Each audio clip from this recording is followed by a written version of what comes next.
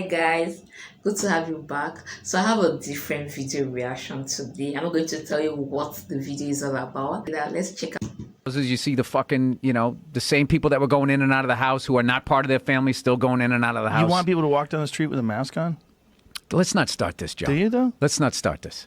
Okay. Let's start it. I don't want to start this bullshit. I'm not going to sit here with no medical degree, listening to you with no medical degree, with an American flag behind you, smoking a cigar, acting like we know what's up better than the CDC.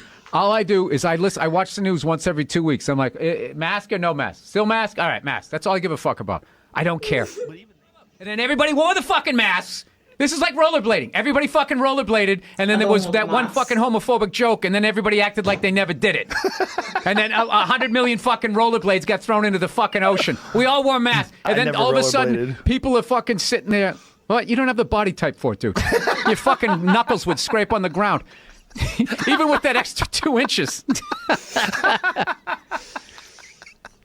I just love how wearing a mask became like this fucking soft thing that you were talking about. So just great. Anything that I say, I don't watch it. I envy you at all. I envy that you just do that. You just shut everything down. Me, every day I check what part of the world's on fire right now. I don't like hysteria. I don't like making decisions with hysteria. And I when I first became a dad, That's right. the hysteria of other parents, I would be looking at them, but I wasn't listening. Because that was the tone of everything was saying. Better get some sleep now. And you'd be like, and then anytime you say anything positive about your kid, how old's your kid? 7 weeks. Oh yeah, how is? She's great. She's great. Oh, wait till 7.5 weeks. It's like, dude, maybe you suck at it. Yeah. How about that? Yeah, you're sitting there with your fucking legs trembling. What are you fucking talking? Is it Hannity? I don't know who he is. No, it's not Hannity. Hannity was the guy who they put with that fucking that like rooster at the end, a chick in the end of his life looking guy. Like, here's your liberal. Dude, and all my relatives who are conservative, like, I mean, look at him. I mean, he's so meek. It's like, this thing is cast like a show. Yeah, who was that guy that he was with? Hannity and Combs. Remember Hannity that? and Combs. And the one guy looked like he was on death's door, and he was the liberal. Oh, he was gray. Yeah. He was gray. And the other guy looked like a football hero, astronaut with the square big, jaw. thick face. Nice fucking head of hair. Nice the other guy with the hair. little glasses. He looked like Mr. Burns, right? Yes. And he had no spine. He wasn't strong arguer. He was there. He was the Washington Generals, and the other guy was the Globetrotters. Conservative point, and then you put like, buddy, let's just sit down for a second. You were on a bicycle. You wanted to burn some calories. You're obviously into it by the way you're dressed. Okay. You're enjoying America's great parks. Right. You come across these kids. Do you like kids? Have you ever attacked a kid before? They're just putting a piece of paper up with the point of view. Like, what do you think led up to that level of a response? Because I have to be honest, like, we've all fucking snapped.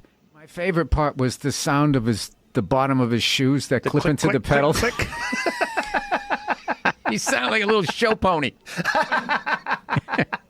He was trying to growl like a tiger, and he sounded like My Pretty Pony, like somebody should have been combing his hair. So, I remember, because I was joking with him, I remember a long time ago, the Grill 93, this old Dick Doherty room. I remember that joint. So 2 guys were about ready to go at it in the club, and the bouncer gets them outside. Okay, and this guy's trying to say his point of view, and he put his hand on his shoulder. He goes, no, all I was trying to do, he barely went like that on his shirt. And he goes, okay, first of all, don't touch me. That's what the bouncer said. And just immediately it was here, and then it went to here, and then those 2 guys started yelling at each other, and then within, I don't know what the fuck, he just twisted the guy up and took him out. And I forget who the fuck I was with. We were fucking dying laughing. It just became a catchphrase between us. He would come up, hey, Bill, you working this weekend? Okay, first of all, don't touch me. You immediately just escalate it, where it just becomes a what the fuck. And then, first of all, don't touch me. From 90% of guys is immediately going to put you in your ego. That is beautiful. You need one of those in your life, Bill. I do. I need you driving one of those. And this is what I love about my wife. As I'll show her that. I go, what do you think about that? She's like, that's a fucking good-looking car. And she would be cool if I got something like that, I think. For sure. Look at that, but look at that color. I'm too fair-skinned to drive that. You need olive skin No, or more. You could pull it off. You could pull it off. You need one of them paperboy hats, though. No, that thing would blend too much in with my beard. I just look like maybe the Gingermobile. What color would you get? In high school, everyone had pubes. Even in college, everyone had pubes. The apex of pubes was the 70s. But in the 80s they had it too. But you were proud of your pubes. In the 70s? In the 70s. Yeah? Dude, I remember like you'd go to the fucking public pool and the chicks had like the bikini. There was like shit coming out the sides. And I remember thinking when I was a little kid, like, oh my God, I can see her pubes.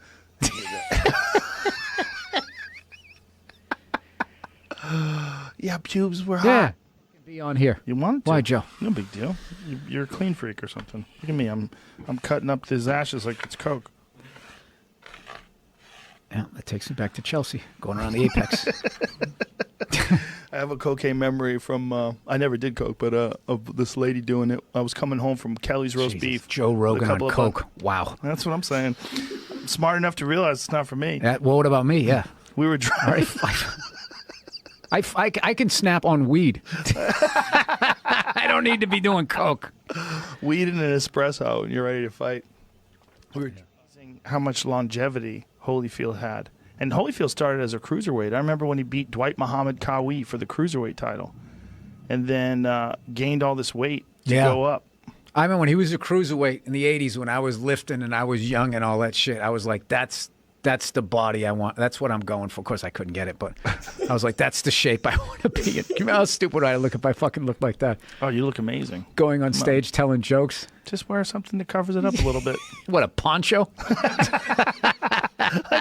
like going out with a big square Outlaw body. Josie Wales. Yeah. Outlaw Josie Wales poncho. Yeah, you flip it over and you got a mic and you take it out. Yeah, oh my God, this is round 10. Look at the people standing up. I'm not going to be heard. And things are going to go in a way I don't want them to be. So the second there's a suggestion different than mine, I catastrophize in my head, and I don't just go be like, well, you know what? Actually, I can't do that because I'm doing Joe's podcast. Maybe I could do that tomorrow. I just hear the information and feel like I have no power, and then I go, oh, what the fuck? And then my wife's like, I just asked a question. And then I am so fucking up here, I have to like, it only takes me like 2 minutes. And then I come in. I put my head to the side of her head, and I just go, I'm sorry. I don't want to tell you. You married a fuck up. You blew it. You're not good at reading people. You have no one to blame but yourself. Like that, I apologize like an asshole with you. So, I don't know. Have you gone to therapy? Yeah. Yeah? Yeah. What about meditating? You ever meditate? Yeah, but I find the guy's voice is fucking annoying. You don't have to listen to a guy. Shut up. Can you imagine? Every time I'm getting there, he starts fucking talking again. And then he's using this really soothing, caring voice that makes me face all of that shit that I didn't get growing up, which makes me angry at this person that's trying to help me. Wow. Yeah. Quarantining is not a bad thing if you For what? can't say enjoy a sunset, Joe. You can't do that. Why can't you? Shut up. But you know why. I know you do. I know, but the thing about you is you can also beat the shit out of most people in a fucking room. So you got that. So people can be like, oh, wow. You know, they actually want to hear that from you. When they see you spinning heel kick, they want to know that you enjoy a sunset. Because, like, I don't want if this guy's as angry as I am and can do all of that shit, what are my odds of getting out of here? So you want to see that out of a guy like you. But a guy like you don't want to see it. Don't want to see you enjoying a sunset. Joe, I don't read. I don't know what it is. I am too in here to understand me.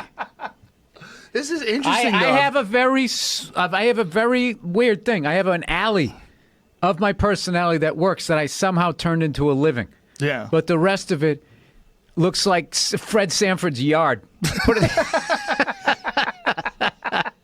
Old radiators and bed frames and shit. It's a fucking mess. It's interesting. You did it. Yeah. You won't catch me doing that. No? No marathon running? No. Did you ever run at all? No, I was not. I used to ride a bike. I did that for a while. Where I got so into it. I remember one time I actually was drinking in the afternoon and I still had to go on a bike ride. I got on a bike shit faced. It was sweating. This is the 80s too. No helmet, no nothing, and just fucking rode like 12 miles.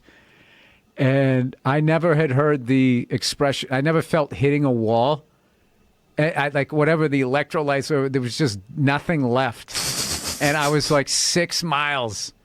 And this is East Coast, so there's all kinds of hills and shit from my house. And I was like, I don't think, I don't, what am I going to do? And there was no cell phones. Like, what am I going to do? So I just kept riding. And then it was like this 5-minute, like, I'm going to die. I'm not going to get through this. And then I just got to the other side where I think my body was just like, all right, there must be something, like death must be chasing us. So we need to go into something else here. And I pushed through into that. That's what they say happens when you do those ultra marathons. Those people, they get to a point where they think there's no way they can keep going. They're doing 100 miles and they're 38 miles in and they're ready to quit.